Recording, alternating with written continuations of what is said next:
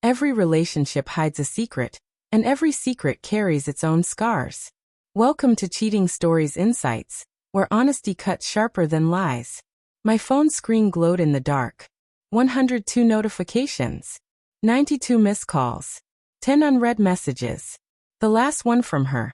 Call me. Urgent.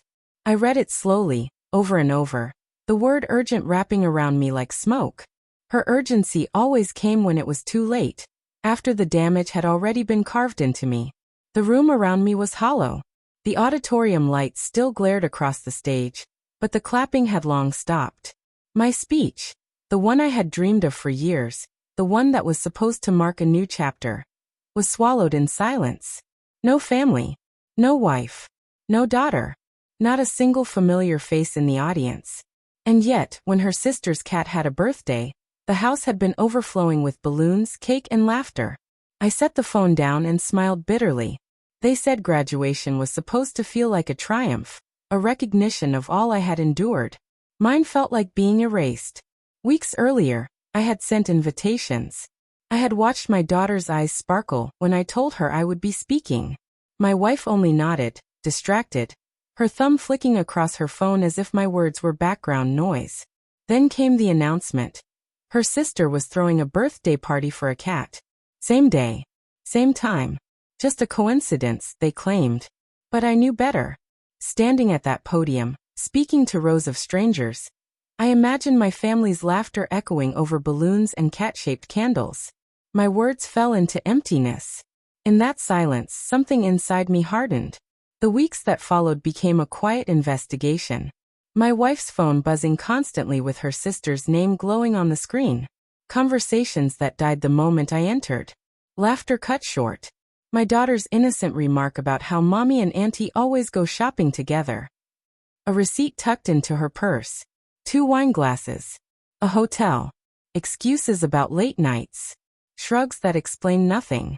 On the outside, I was calm, polite, smiling. On the inside, I was dismantling the very foundation of my marriage, piece by piece. I didn't rage. I didn't accuse. I just waited. The truth arrived in a white envelope. DNA results. I had swabbed my daughter's cheek one night as she slept, kissed her goodnight, and tucked the sample away like a secret prayer. When the results came back, there was no prayer, only a verdict. Probability of paternity, 0%. I stared at the paper for a long time. Numbers don't stutter. They don't lie. I walked into the living room. She sat there, scrolling her phone as always.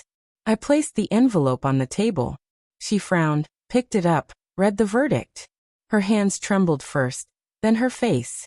When her eyes finally met mine, they were wide and drowning.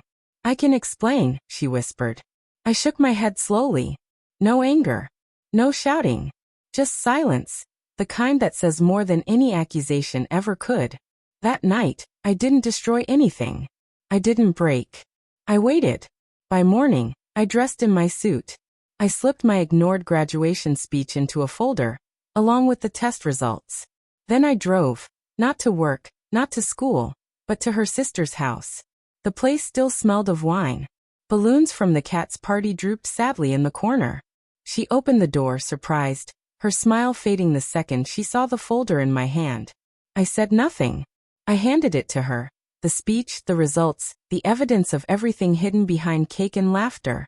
She flipped through it, color draining from her face, her mouth parting in a silent gasp. Behind her, my wife appeared. Her voice broke first. "Why are you here? What are you doing?" I looked at her once, long enough for her to understand. I didn't need words. The silence was enough. The silence of truth. The silence of endings. I turned and left before her tears could follow me. By the time I reached my car, my phone buzzed again. Another message. Another missed call. Desperation, burning too late. I didn't answer. I didn't need to. The truth was no longer mine to carry. It was theirs to choke on. Behind the wheel, my hand didn't shake. For the first time in years, I felt light. Not victorious, not vengeful. Just free, from waiting for people who were never coming. When I stepped back into my house, it already felt like someone else's. The photos on the walls, the scent of her perfume, props in a play whose final curtain had already fallen. I gathered only what was mine. Not much. Just enough. I didn't leave a note. I didn't owe her words. On the counter, my phone vibrated one last time. Another urgent message flashing across the screen. I let it buzz until it died. Then I walked out. The door shut behind me with a sound so sharp, it felt like applause. Graduation was supposed to be a beginning, and it was just not the one they had expected. As I stepped into the quiet night, I realized something I should have known all along. Sometimes the loudest victory is silence.